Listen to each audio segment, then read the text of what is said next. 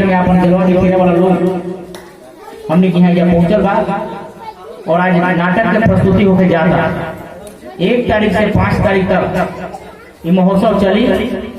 हम सभी से आग्रह करम कि रोज शाम के 4 बजे से 5:30 बजे तक ये नाटक चली।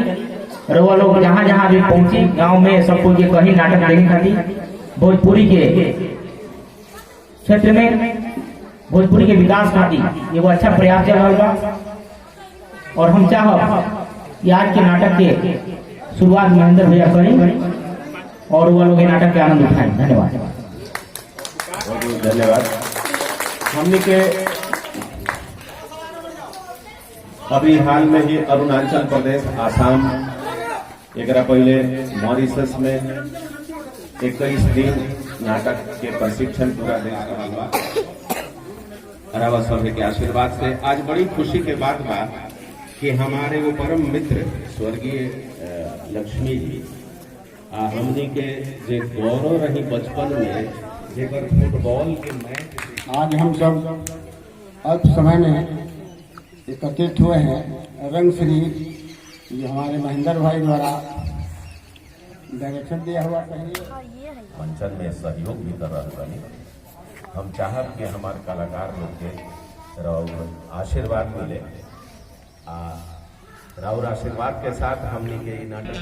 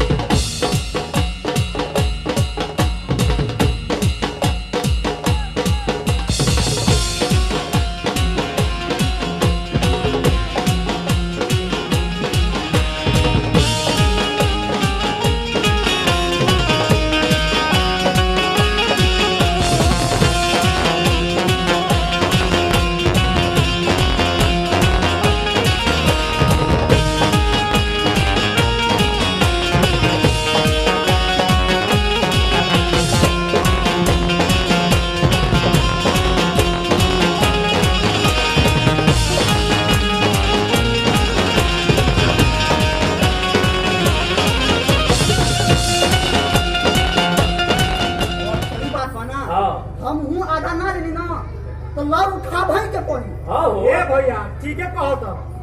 ई तारा माथे मोर ना चढ़े दियो ना जबले तू अपना हाथे लव ना उठोई लव का हम अभी याद रखे ये तो एगो ए भारी फेरा बताओ तो नया कन्या के कोहरी जाए के पड़ी रात बिरात जा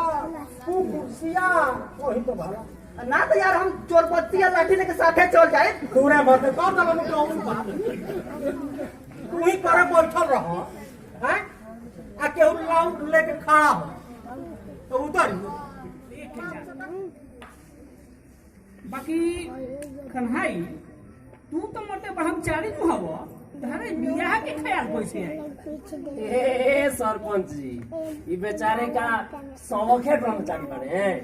लाचारी नहीं बने बेचारे ना अरे हम ही ना मान सकी बड़ी सो योगी आदमी हो ओ देश रजोगुण समुद्भव महाशनो महापापमा विद्येनु इहो वैरी न माने कि काम और वासना ऐसा रजोगुण हो जो कि क्रोध के पैदा करेगा आ ई है नगद रुपया अभी नहीं खे तो ये से हम पंच से निहोरा करो कि हमने के जो पक्का वाला घर में रहत नहीं सन ओकरा के खाली कर दे जाए अच्छा आ खड़ी वाला घर में चल जाए कहो हो बा मंजूर हाँ हमरा मंजूर बा हमरा तो ठीक बा तो बोला सबे पंच परमेश्वर की रिजल्ट आ गई आगे तो टकरिया दे रिजल्ट आ गई कौन डिवीजन भाई रॉयल डिवीजन अरे तो मुंह क्या बोले वालो पास हो गए आदमी हाँ पास तो हो गई ए माई जय बोले भंडारी तेरा बच्चा न जाए खाली जय हो जय हो जय हो अब गोवर्धन नहीं खान अब गोवर्धन बिया हो गए चल तोरा के आज अपना पैसा से मैटनी शो देखावत तानी सपना सिनेमा हॉल में आ ओकरा बाद भांग घोटाई ना यार तू तो जाने ला नो भांग नो नशा साला यो कौन जिंदगी होई नो भांग नो ताड़ी नो खैनी नो सिगरेट का लाइफ बा अब तू दूध मुहा लइका नहीं खाए हमर बबुआ you are a graduate my dear go thanks dear अच्छा ठीक बा नशा उसा हमरा से होई ना तू चाची के प्रणाम करियो हम अपना माई बाबू के बताए हैं कि पास हो आजा ठीक बजो अच्छा सुन हाँ हमार रोल नाम बारावा अपना आँखी से देख ले तब कैसे देखें आँखी क्रिया खो ले हमरा आँखी से देख लिया कि अपना रे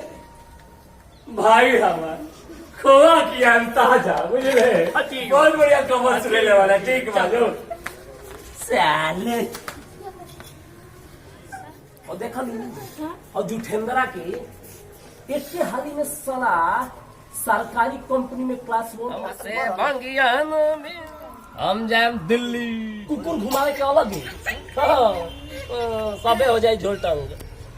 कह तो बोले बड़ा मौसा बड़े तो हाँ मौसा बा वो एकदम कौन गाड़ी रखले बड़ा रे फॉर्च्यूनर हाँ दू गो फॉर्च्यूनर हाँ बुझले उ 4 देश तक नौकरी टप देनी लाग जाई अच्छा अभी कहू तब न सोचू कहत काहे नहीं रे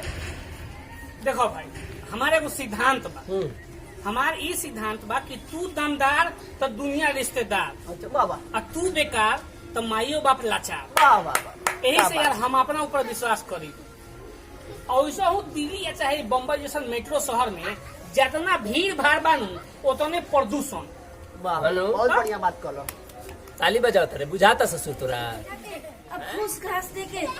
कतई निमन नौकरी लगवावे खेत बधार धन संपत्ति होला बाल बच्चा के पढ़ावे खातिर बढ़िया शिक्षा देवे खातिर ई ना के बेच के बेटा के घूस अब बेटी के दहेज अरे तो पढ़ ना लेनी ऐसा कौन काम के तू पढ़ाई कर लेला कि घूस दे के नौकरी लागी अरे हमरा खाली 4 करोड़ काबिल पढ़ल लिखल बड़ा ई देश में आ बैठ के माछी मारत है बुझल तू काबिल नहीं खान हमरा वो तोहरे जैसन डिग्री धारी बारे आ डिग्री लेके घूमता रे अरे तो का जिंदगी भर पढ़ते रही का पढ़े के कोनो उम्र ना होला पढ़ आ पढ़ के अपन काबिल के बढ़ाओ कबिलाओ बना अरे ठीक है काज बारन पढ़ लिख के काबिल बनो पढ़ना लिखला से नु काबिल माथा मत खराब रहता आगे समझा के काबिल बना काबिल बना फिर काबिले रहले तो कहे ना बन गइले प्रधान हां तो कइले आ होई जी भगेलवा साला नोट फेकल अच्छा बन गइल प्रधान स्कॉर्पियो से घुमाता आ 4 गो बॉडीगार्डो रख ले बा आई सबेरा ही हर हर हर हर हर पटनी कटवा रहा कही की लौटे तो प्रधानी का चुनाव ना बबुआ पढ़ लिख के आगे बढ़ पढ़ला लिखला से आदमी बहुत आगे पहुंचेला साला यहाँ गोबर लोग प्रधानमंत्री बने के सपना देखता आ हम ग्रेजुएट आदमी बताई सबे तो देखा माई ए माई देखो हम दिल्ली जाइबे कर हम चलू पैसा देवे के बाद दो ना तो हम विदाउट टिकट चल जाए ये आखिरी जोर से घंटी बजावे लागो अरे ना हो कहीं कि तू लोग सुतल हो कबूल हो तो 2-4 आनी बाजा दे के खुल जाई अरे ये सुनते के सब सुई ना जानता नहीं अरे जल्दी जल्दी आवे में चोट लाग गई। चोट लग गई ना जानता नहीं खाली ये मुकुरा बानू हमार दोस्ता बा तो आई नीचे मत थूक दे खैनी है ना पाउन तनी हवा खाता नहीं ई कबूतर खाना में यह तो एगो जगह बा तनी हवा खाए के हो आ बबुआ चाय पी लो। अरे ले आओ यही जी दो ना यही जी मजा आई अरे आवा आवा साथ ही चाय पिए के हो कहाँ देखो था का देखे पाऊ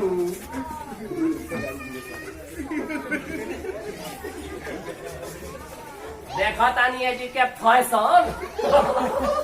इतना टकटकी लगा के ना ना टॉकी का लगावे के बाद जब मने आदमी खुदे देखावता हमने तू कौन कौन बा तू तो ही बनियान पर बालकनी में खड़ा हो अपन बॉडी दिखाओ के बा अरे हम मनी के तो देहाती आदमी है तो जरा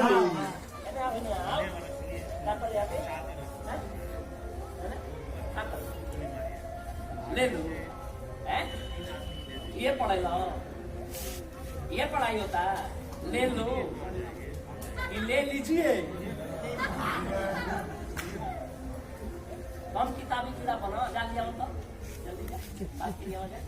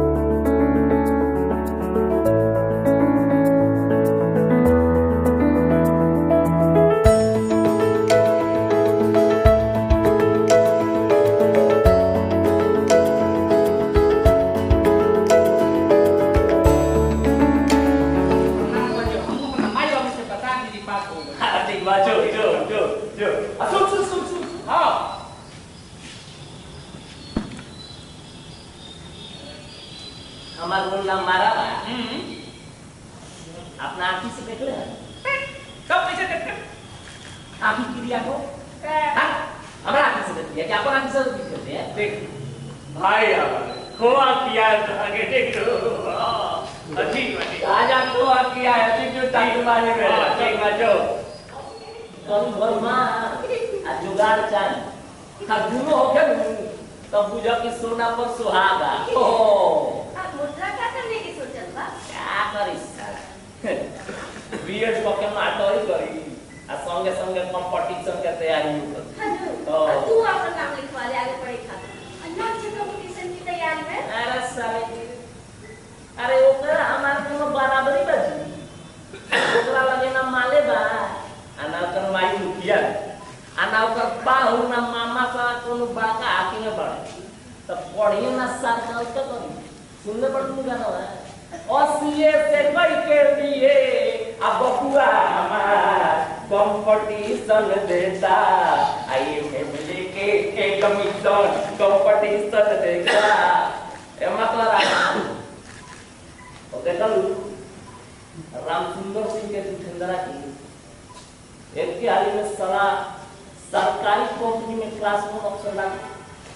सब पावर और पैसा के खेल होता पैसा हो गया तो आदमी हार्वर्ड यूनिवर्सिटी में लेक्चर देके चल रहे तो ये सब हमरा समझ में नहीं क्या समझ मीडिया वालों खाली टेपा मारेगा मीडिया वालों के इशारा बनाते अब हम टेपा ना मारी नाम लिखेला के 4 घंटा में सही चली देवी लिख देला से कुछ ना हो और पैसा कमाए के किसी को मुझे ग्रुप का पावर इस्तेमाल करेंगे ना तथा रुपया में लगा रखता है हां इतना जा मत बोल अब से तक ही आ गई का हां 100 मिनट पहले कटोरी मामा के बात भुला गई बात तो कहलू कटोरी जी के फेर में पड़ू तो जेल चल जाई। कटोरी मामा ना रहते न तो मुखिया पति जी एगो अधेरी ना कमा देते तारा जिंदगी भर का पहाड़ा पहाड़ा अबे ये पूरा खाती रिलेशन बना के रखेला जा अब वो तो काला के ना मोबाइल ले बम्बई बम्बई क्या अरे हेमा वाली से मिला रहता है बम्बई का है ना मामा मामा ये कटोरी मामा और चार पानी आओ ये तुम्हारे के घोटा मामा कतना लोग के तो नौकरी लगवाने के नाम पर पैसा लेके रखने न तो पैसा मरले बढ़ते ना बोल रांदा कराए तो जीवन में रांदा मार आए तो कौन जा छोड़ दो ससुर रांदा मारता रहो ज्यादा नहीं चार लोगों का रखले बा अच्छा कौन बाहर क्यों लगी और बाहर क्यों लगी पौधा में पानी डालने क्यों लगी घुमाने क्यों लगी रातू बच्चे भले तू क्या पढ़ते सारे हो रहे जो एक रो तो बड़े पड़े हो दिया मौसा बड़े हो दिया बम्बई आ वो ना भाई बहुत तो कर रहा थोड़ी बाप लोग ना सुन देख पे अपना हुआ ही ना ये हम अपना दीदी आई है हम अपने आप से पूरा के लिए चलते अपना बाद दुनिया भी सांझ के रोज माल में बैठ मुका लात कही जाई देख बात फाइनल पे ना रहो चल रे उठाओ इसो हमसे बमियाती आई गाने के पापा संपत्ति होला बाल बच्चा के बढ़िया शिक्षा देवे खातिर पढ़ावे लिखावे खातिर ई ना कि खेत बेच दी अब बेटी के दहेज दे दी अब बेटा के घूस देके नौकरी में डाल दी अरे तब पढ़ ना लेनी अरे तू ऐसा कौन काम के पढ़ाई करेला कि घूस देके नौकरी लगी पढ़ा और हिसाब बढ़ाओ हमारा ऐसा 4 करोड़ का भी पढ़ाई देश अब बैठ के माछी मारता रह काबिल नहीं खम अरे डिग्री धारी बन आ डिग्री के बोझा इतना कॉल ले बड़ा औरत है हम काबिल पढ़ा पढ़ के अपन काबिलियत के बढ़ाओ जिंदगी भर पढ़ते रही क्या पढ़े के कौन उम्र ना होना ठीक है सारा पढ़ लिख के काबिल बना पढ़ना लिखना से काबिल तुम मतलब खराब करता ये बोलो सा बंद मिल पाता स्कॉर्पियो से घूमता आ 4 को बॉडीगार्डो रख लेता आई सवेरे से हरा पटकी का पानी भी लड़े था पर खाली के पढ़ लिख के आ हमार जूता मजवा हो अरे सड़क में डाल देले बानी जूतो अरे रोड़ा की बानी तो मोजो डाल दे तो हम घूमे कैसे जाई अभी अकाउंट के हो जाती पानी बा कि देखे वाला जे बा उनके उहे पानी पानी बा अरे गोवर्धन बा बहुत बढ़िया सुन तो एक मिनट तनी चाहवा पी लो ओकरा बाद खा लो अच्छा ठीक बा पहले चाय पी लो तनी देखी बबुआ जी ना हम दलाल हई आ ना कोनो दलाल के जानी हां तारा काबिलियत के हिसाब से करा दे खनो ओ माल चाहिए सब संभव बा बाकी साला है कंप्यूटर पर टाइपराइटर पर बैठ के टकटुकरा वाला खासलेती काम हमारा से ना कैसा काम चाहिए काम तो ऐसा चाहिए पाऊँ जिसमें कोनो काम करे के ना माने कि 4-5 आदमी हमारा नीचे हो बस उनकरा के काम करावे के होई तो ठीक बा अच्छा अच्छा यानी कि मैनेजमेंट वाला ये लो यही से तो बहुत नहीं बबुआ तू एमबीए में एडमिशन करा अरे एमबीए के डिग्री नहीं चाहिए वो लिया कर दे तब करा देंगे उतना ज्ञान तो चाहिए नो सब लोगों को बतियाओ तनी नहीं पाऊं साला यहाँ जाली डिग्री पर लोग मंत्री बन जाता रहे जी हैं समाचार ना देखी क्या हैं अखबार पढ़ला बहुत तो निकलबे करे ना अब तू कहता रहू तो आज से अखबार पढ़े शुरू करो। और इनमें बहुत ज्ञान होला साहब। हाँ ना बहुते बहुते बा बहुते ज्ञान। मुझे देखो एगो बात बता, तू अभी 1 महीना पहले तू बीए पास कइला। हाँ अब वो 1 महीना में भी हो जाए।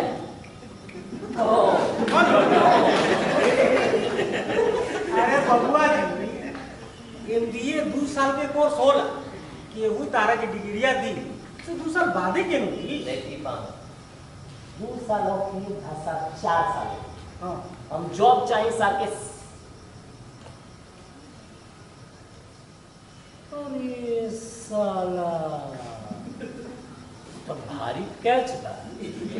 यही से सर जाली डिग्री वाला पकड़ा तारा सो। हाँ चलो अब तो पकड़ाई। और से देखो आदमी नु काम करत करत बीए कर सकत, फिर वही बंदा लगा दे तो लगा दे। मामा लाइट तो है बोल के झूठ बोला सर हैं। आई बॉल कैसे जरूरत है हमर मोरी वाटर में चल रहा है मामा। ठीक बाजू सुन तनी एक गिलास चाहे एक बोतल पानी लिया हो तो ठंडा पूरी जला चिल्ड जा ले लो ना मामा, बगल में तो फ्रिज है। आता सुन ना रे रे क्या कर यार क्या कर यार हैं ले लो ये पढ़ेगा ये पढ़ाई होता ले लो ये ले लीजिए जोर से बोल ले लीजिए। देर किताबी कीड़ा ना बनेगा बुझलो। जा जा चुपचाप लेके आओ जा बाग के लिए आओ। ये रूपा जी पब्लिक स्कूल में पढ़ले ना पाचक देखी आ कहता ले लू हैं सारा संस्कार घोर के पिघल बड़ा से। आज कहता ले लो कल कहीं ले ले मामा। दीदिया हलवा वीडियो में बनाई ठीक है आलू तुम बना पूछ ऐसे रहो ऐसा कर्मठ आदमी के संग कुछ दिन रह जाए तो सोचे के ढंग बदल जाए। आ ओकरे साथे ओकर दोस्त मुटड़ो उहे कइल बा वो बड़ी मेहनतिया कर्मठ लइका हो। जी बाबू आज फोन आई रहा। आज पहले से बड़ा समझा बेटा। अरे वो तो बहुत बाकी बाकी एक किताब रहोगे न समझ सकत है ये तो बहुत हाँ एगो बात कहे के रह रहुआ से जी जी तेज नारायण से मत मिलते हैं जी हराम के कमाई खाए वाला एकर मत ये भ्रष्ट करिए सच। ठीक बाबा ठीक कोशिश कर। हाँ और वो बताइए राव का को ठीक पानी। हाँ हाँ सब बढ़िया पाई हाँ माता की हाँ वो लोग सब ठीक बा ठीक बात है और सब बढ़िया बात। हाँ हाँ सब यहाँ सब बढ़िया बा ठीक बाबा ठीक गॉड हाँ खुश सुनो ना मुद्रा वो अपना बुआ के साथ रह उनका लड़के के ट्यूशनो पढ़ा आपको साथ लाख भीड़ के कोनो बनना आई नवाब के नाती बनना घंटी बजा वाला नौकरी चाहिए दिल्ली में रह काम वाला धंधा आ 16 रोटी बंदा आ तू रात में जा नहीं तो 2 लाख रुपया सीधे ओकरा पार्टी में जाए बिल्ली की ना।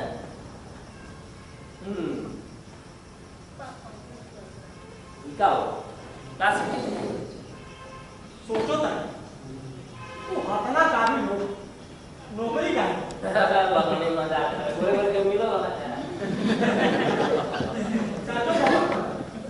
अरे कहा भी हम लोग नौकरी करे ना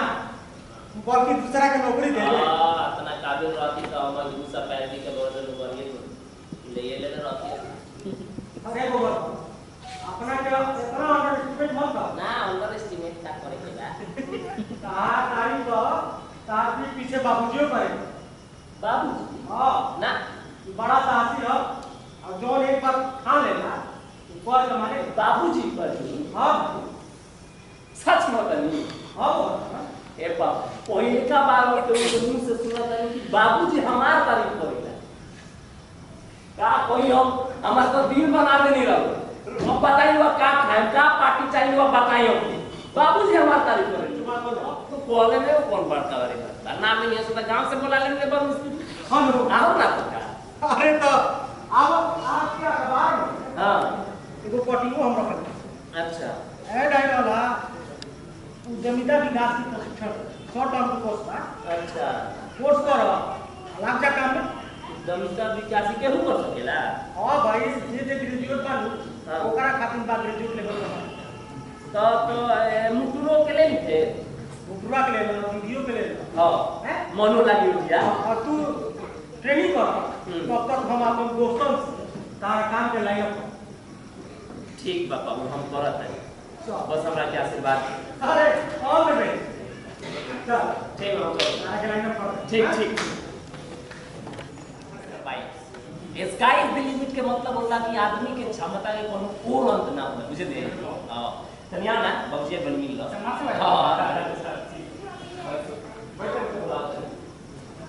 सर आओ एगो विडम्बना हां कि हमें वाला कि शिक्षक बाबू अपने काम से मार से आदमी ना पड़ा अब पढ़ाऊं वाला बात का मतलब कि लड़का वो सब अपने गांव में चला सकते अरे कितना बढ़िया बोल गांव में चल के खोता लो जा हर गांव जवार से लड़का अपना गांव में आके पढ़ते सब मुंह के बात छीन ले का गोवर्धन भाई हां भाई क्या कर भाई उत्तम विचार बा अब बुझल के हमरा तरफ से एकदम रेडी बा फाइनेंस शुरू करबो बुझलो ऐसा हूं पाहु हमेशा हमरा से बात करे का पाहु स्काई इज द लिमिट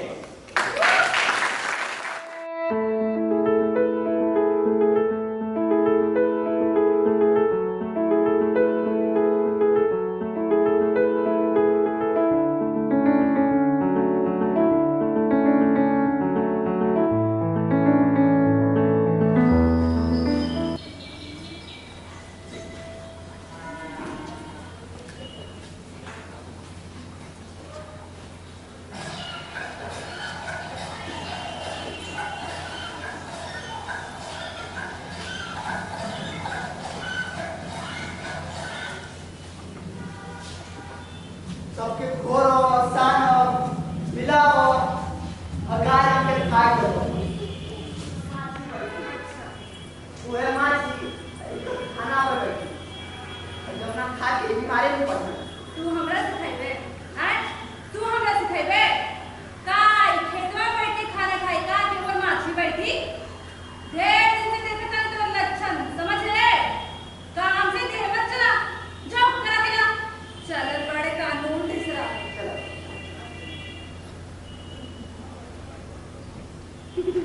तेरा बाप के नौकर चल चल चल इधर आओ हमें आएगा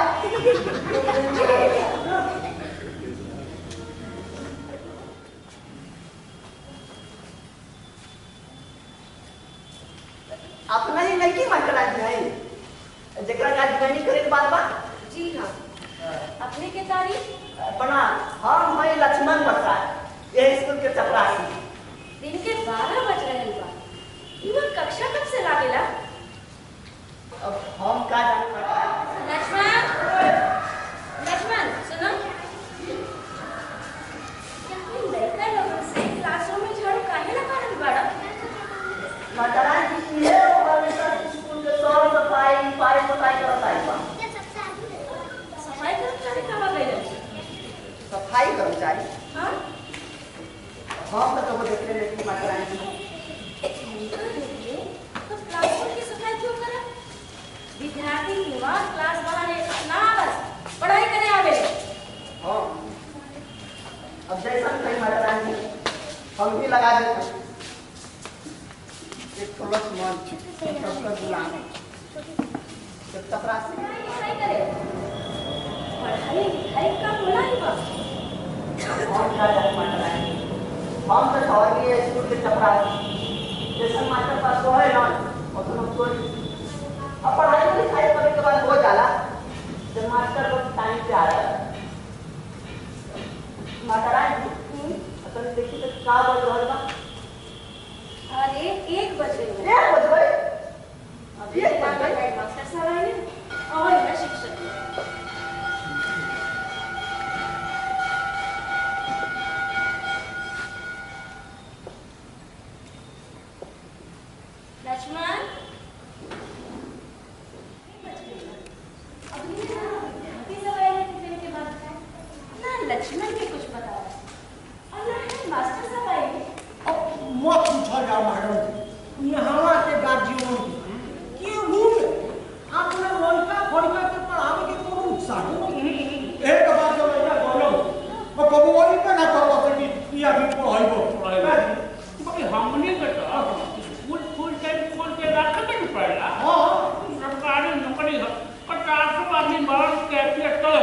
ठीक बात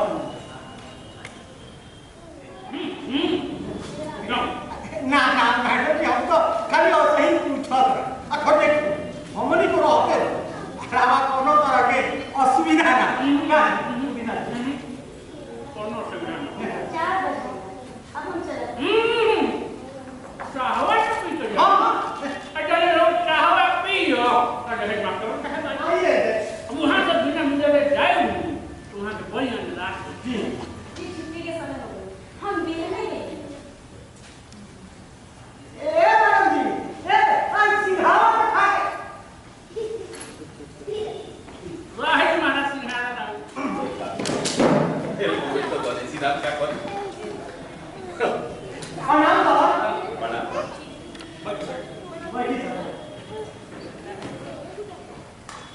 बैठ चाय पिए का तो जा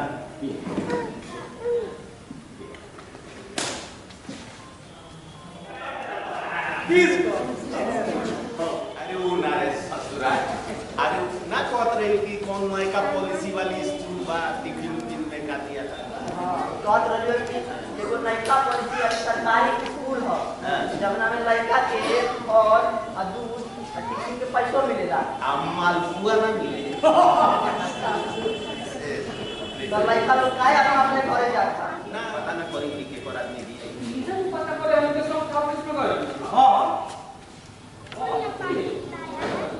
तो मुझे पता चलो नहीं कैसे कि आवते ही ढेर रंग हां हम तो एकदम मन झड़ा शुरू हो गए पटना रोकला हवे पता होते का हुई है हम तो श्रीराम के चिन्ह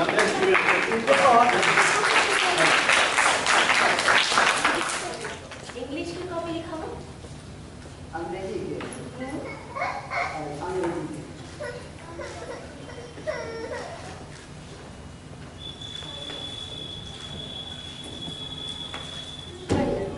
गुड स्टेशन की स्पेलिंग बता स्टेशन के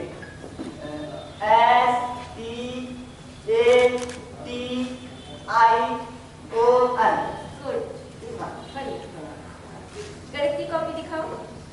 गणित के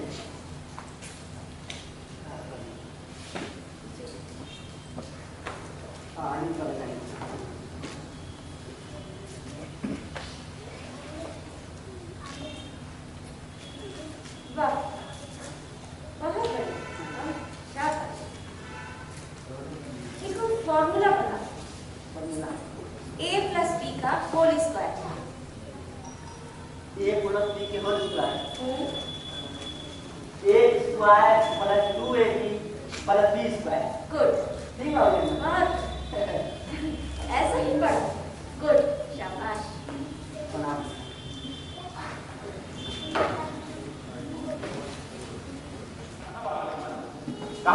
सब तो छुट्टी होते हमरा घरे चल जाओ नकी माता रानी ओकरा के बागा देले बड़ी कहेला कि हमार काम खाली स्कूल खातिर हो बाकी काम हमारा से ना हो आ कोहेला आरावा से क्या करता है मास्टर की जो मुंह खराब ही करता है तो हमने को चाहो न खप गया जी सर देखे क्या लाज निकला तो बोला क्या एक्शन लिया सर पानी का मार के ढेर ऊपर ले बहुत असले पानी का बार के ऊपर बहुत आगे गर्दन के नीचे बहुत आगे साफ साफ बताइए बात का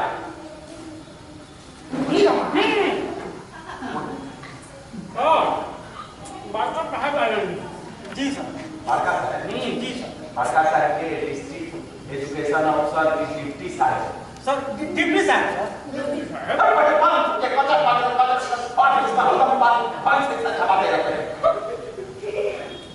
बात तो कहा जा रही तो का भाई कि जैसे ही बोले नहीं तो गांव भर के लोग उनका घेर जी सर गाँव आप लोग काहे गाँव वाला को घेर दीजिए हमनी के तो छोटे स्कूल में रही और आड़े में घेर तब फिर लोगों सबको है कि सो जो मैडम जी आई वाली स्कूल के काया काल बदल गए लड़का पढ़ने बड़ी तेज हो गई हम सो आ स्कूल के बाद मास्टरनी जी का कर ली तो गाँव घूम के लड़कों के बिठोर लेवेली तो बताओ पढ़ाई के महत्व शिक्षा के महत्व आप लोग एकदम कड़ा आप लोग घेरने गाँव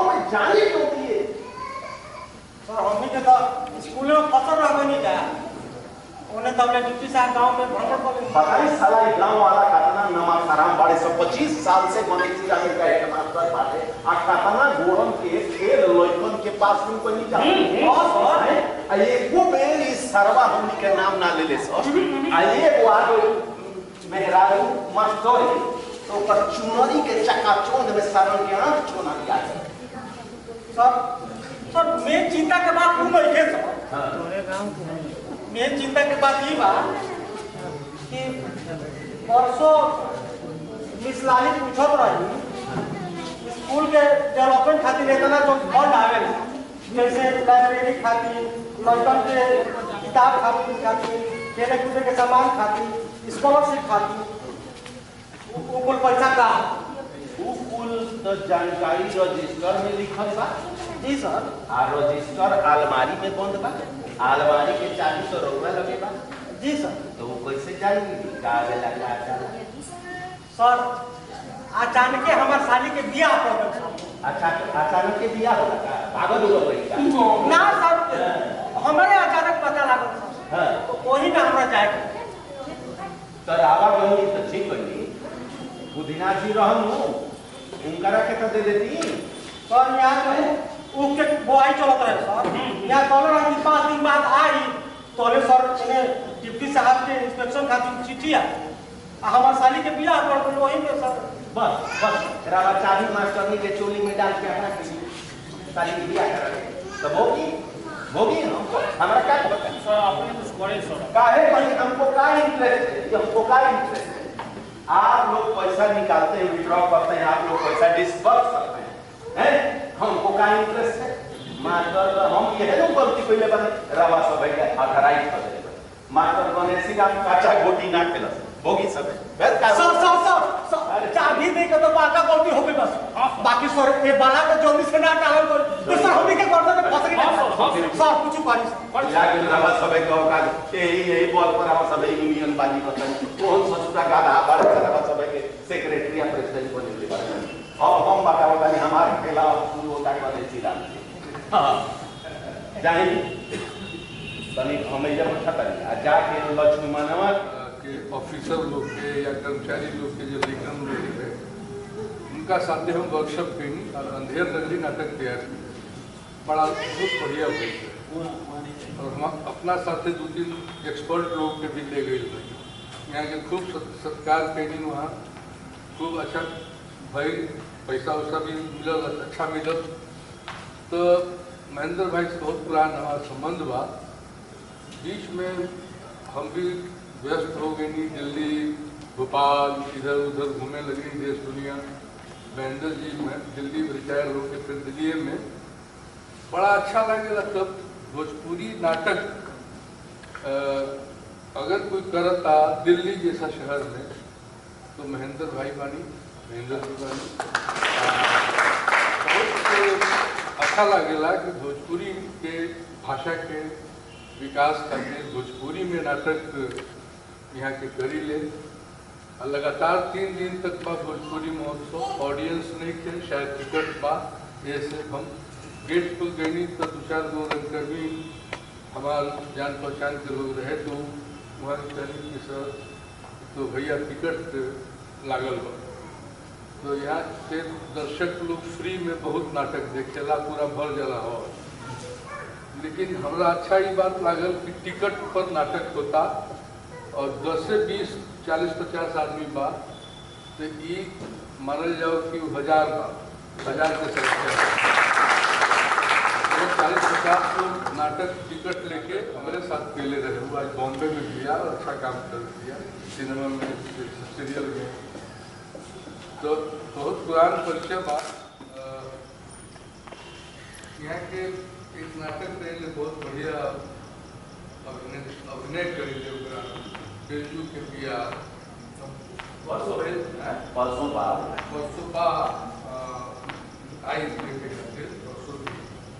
तो यही प्रेक्षागृह में यही हॉल में नाटक देखते रहे कभी से हम महेंद्र जी के एकदम बिल्कुल फैन हो गए इनके अभिनय देख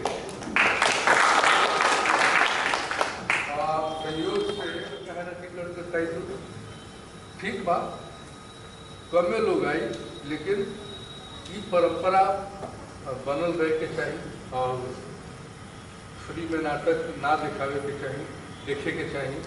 कितना लोग बात कितना मेहनत करेला, अभिनेता लोग अभिनय करेला, सेट लागेला, लाइट में खर्चा होला, रिहर्सल में खर्चा होला,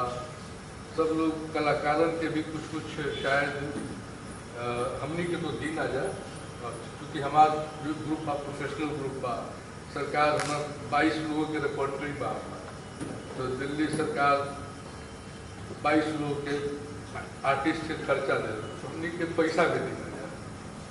तो कलाकार लोग काहे अब मतलब कब तक फ्री में काम करें, कुछ पैसा आवे के चाहिए। ये बात भी सही बात कि टिकट से चाय के खर्चा भी ना निकले, ये बात भी हम समझ ली, लेकिन एक टोकन अमाउंट जरूर देवे के चाहिए। ऐसे का होला कि लागेला उनका जो दर्शक बा, जो प्रेक्षक बा, उनका ही एहसास हुई कि हम टिकट लेके नाटक देखें। दूसरा बात ये बात कि टिकट खरीद के नाटक तो हम देखे आ गए हैं, लेकिन नाटक के स्तर कैसा था, अगर खराब स्तर रही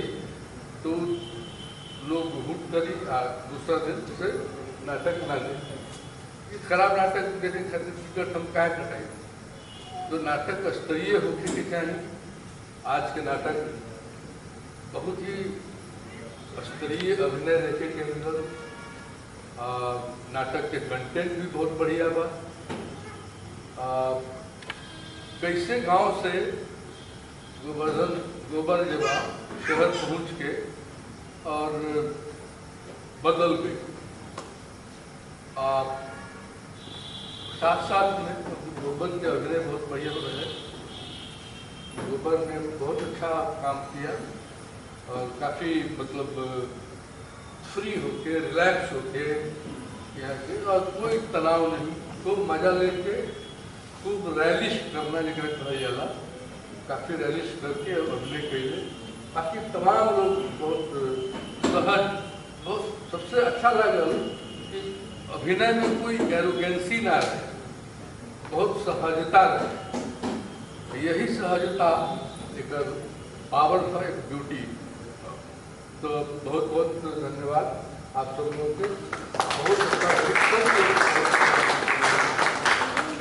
और डायरेक्शन के तो महेंद्र जी के रहे, तो डायरेक्शन बहुत साफ सुथरा नीट एंड क्लीन जो कहे जाला, कोई बहुत ज़्यादा ताम झाम रायता ना फैलल मंच पर, बहुत ही सहज और बहुत ही सिंपल और बहुत इफेक्टिव। तो कहल गया बा कि जितना the more simple the more effective, हालांकि कि जितना सहज रही उतना ज़्यादा प्रभाव पड़ेगा। बहुत अच्छा लगा हमारा, ऑडियंस का हो सके और ज़्यादा लोग आ जाए देखें। आज पहला दिन है, बिरजू के ब्याह जरूर देखिए रहा लोग, बहुत बढ़िया अभिनय करें। बहुत बहुत धन्यवाद संजय जी। हमारे कलाकार लोग के जे रवा देखा तानी आजीविका बा अभिनय, बहुत कम लोग ऐसा बा जे और भी टीचिंग जैसन प्रोफेशन में बा। का है कि जे सरकार देला ओकरा से तो दिल्ली ऐसा शहर में मेट्रो के भाड़ा में खत्म हो जाला, तो ओकर मजबूरी हो जाला कि कहीं पार्ट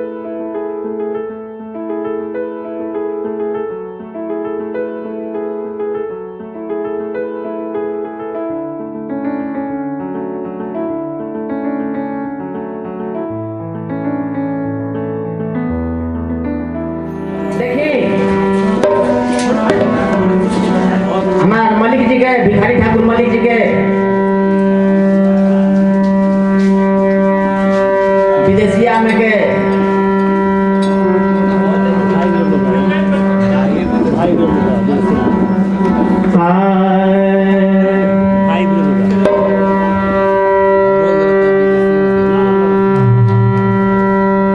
बेचारू बहुत मन हमार परदेश जाएंगे, चाहत वही प्यारी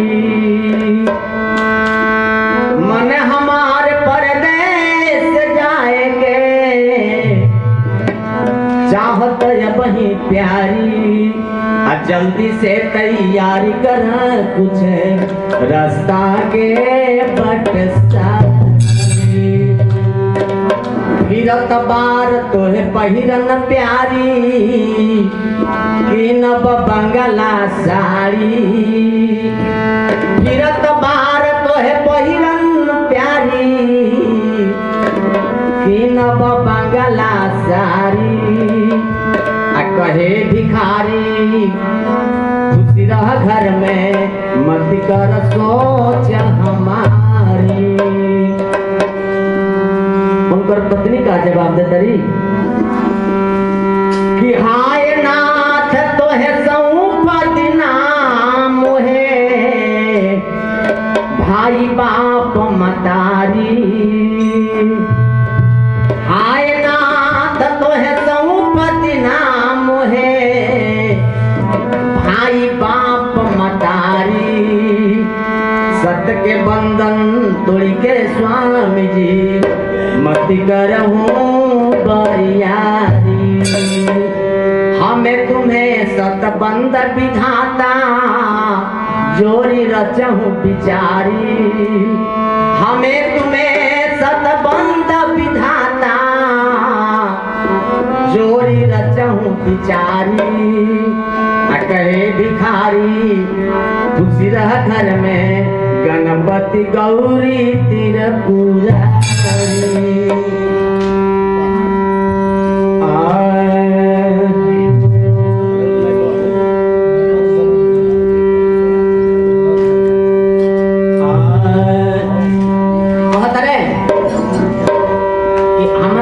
प्रदेश जाए के मन कर विदेश नौकरी करे हमार संगति आई बन रामून से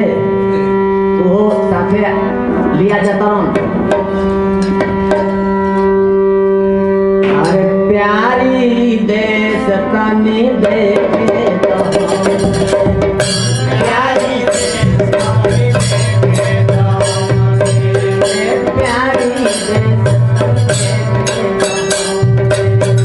प्यारी देश तनी देखे तो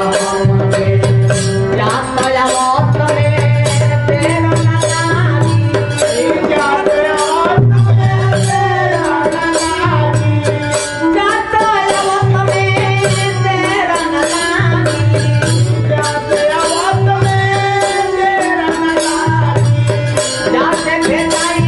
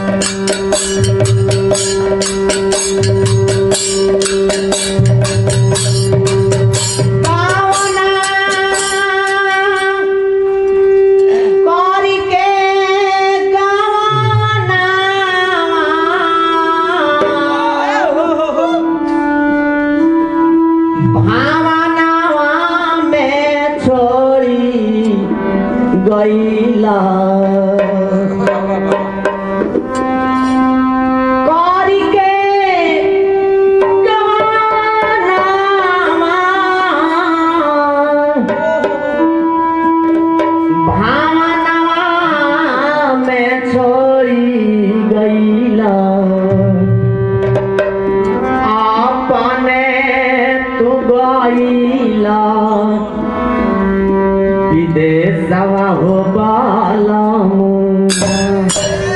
अपने तू गइला विदेशवा बालमुआ अपने तू गइला विदेशवा बालमुआ